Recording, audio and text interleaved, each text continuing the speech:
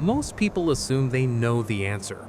You ask them what object a bird fears most and they say the plastic owl, the one from the hardware store, the one sitting on the fence post with the fixed yellow eyes and the molded feathers that looked convincing in the packaging and looked nothing like a real owl in the yard, the one that worked for about 4 days and then the sparrows started perching on its head.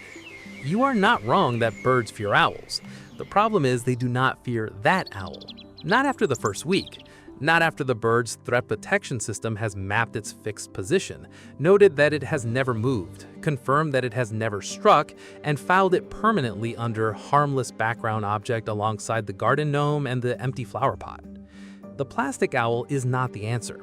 The plastic owl is what people buy because they do not know the answer. The real answer is older than the plastic owl by about 50 million years.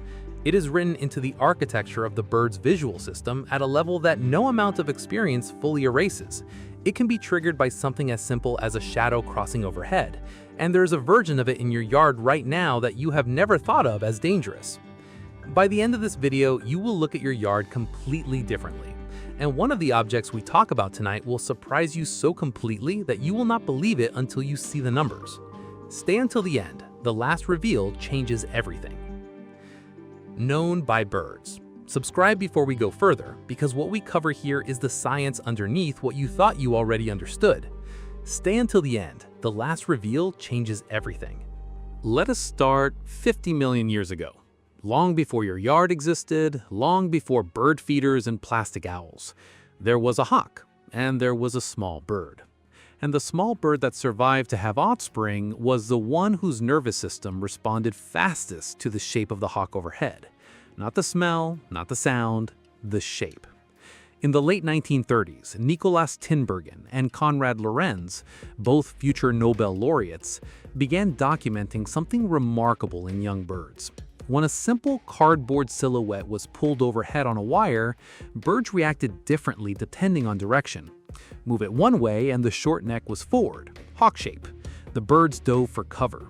Move it the other way and the long neck led, goose shape. The birds ignored it. The conclusion at the time was that birds carry an innate recognition template for predators, born knowing what a hawk looks like, no experience required. That conclusion has been significantly complicated since. Decades of follow-up research, including work by Schlitt, Shelter, and Carawan in the Journal of Comparative Psychology, found the mechanism is more precisely described as selective habituation. Birds habituate quickly to shapes they see constantly. Common shapes become safe, rare shapes stay threatening. Geese are everywhere, hawks are not. The bird stays alert to what it sees less often. This single mechanism, selective habituation, is the key to understanding everything that follows. It is why the plastic owl fails, and it is why what your birds actually fear is something completely different. Here is what happens when you put a plastic owl in your yard. Day 1, the birds see it.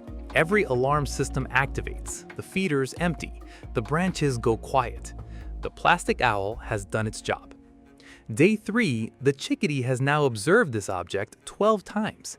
It has never moved. It has never struck. It occupies the same fixed point on the fence post. The chickadee begins filing it under a background. Day 7, the house sparrow is perching on the owl's head.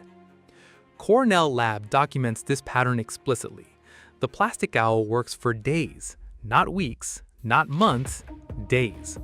And the more intelligent the bird, the faster the process goes. Corvids are the fastest habituators of all. A crow will examine a plastic owl from multiple angles, determine within a single visit that it is not real, and the next day perch directly on top of it. Christopher Templeton at the University of Montana confirmed this from an unexpected direction. When his team was researching chickadee alarm calls, work eventually published in Science, they needed to trigger genuine alarm responses. They tried a stuffed hawk. The chickadees were, in their exact words, only once fooled. One alarm call, one look, then the mount was immediately filed as non-threatening. They had to bring live raptors, borrowed from a rehabilitation center, to get real responses. A stuffed hawk fooled them once. If a real hawk-shaped object with real hawk feathers fails after a single exposure, a plastic owl fails faster. So if shape alone is not the answer, what is? Movement. Specifically, unpredictable movement combined with a predator-suggesting visual signal. The research on this is consistent across decades. Michael Conover published a study in the Journal of Wildlife Management in 1985 testing animated versus static owl models. An animated great horned owl that appeared to grasp a struggling crow model significantly reduced crow damage. Non-animated models of the same shape did not. The key variable was not the shape, it was the motion. McLennan, Langham, and Porter documented the same pattern in New Zealand vineyards. Eye spot balloons reduced bird landings for 2 to 3 weeks. Then deterrents collapsed, specifically at week 4, precisely when the grapes were most vulnerable and most in need of protection. The timing of failure was worse than useless. And from Horneden and Roseley in 2025, testing 9 deterrents at an industrial site, the most effective were moving predator models, rotating reflective discs, and high-visibility reflective tape. Not because of their shapes, because they moved unpredictably and created flashing light that could not be mapped or predicted away. The pattern is unambiguous. A static object, no matter how much it resembles a predator, fails within days to weeks.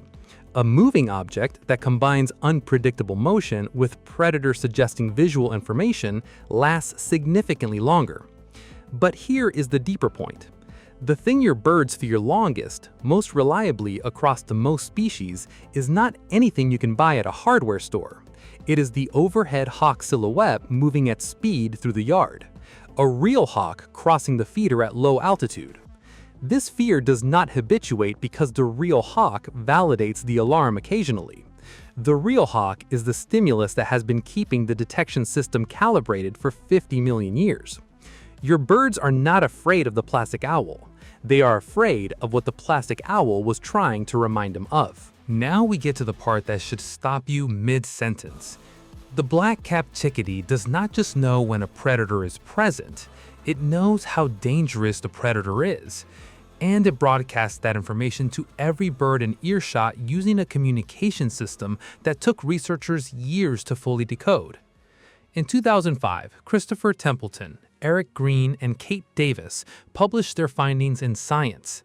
Over 5,000 chickadee alarm calls, 15 different live predator species. The number of D notes at the end of the chickadee call is not random. It encodes threat level with documented precision.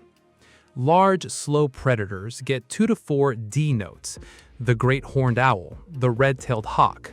Small, agile predators, the ones that can follow a chickadee into dense cover at speed, get the highest counts. A northern pygmy owl triggered 23 D notes. 23! The chickadee is not shouting danger, it is filing a structured threat report that encodes predator size, maneuverability, and the appropriate behavioral response. And the entire yard receives this report across species lines. Templeton and Green published the follow-up in PNAS in 2007, demonstrating that red-breasted nuthatches eavesdrop on chickadee alarms and respond proportionally to the encoded threat level. They are reading a call produced by a completely different species and extracting specific information from its internal structure.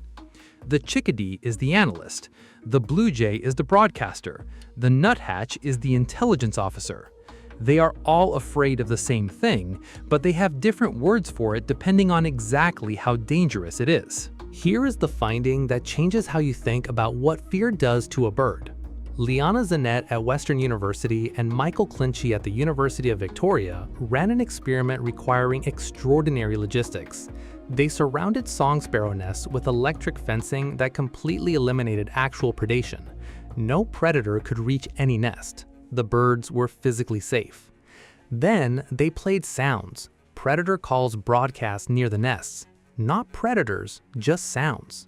The birds that heard predator sounds, even though physically protected, even though no predator could reach them, produced 40% fewer offspring that year than the control group hearing only harmless sounds. 40% fewer offspring, from sound alone. The fear itself, with no actual predator present and no real risk, was costly enough to reduce reproduction by almost half, published in Science in 2011.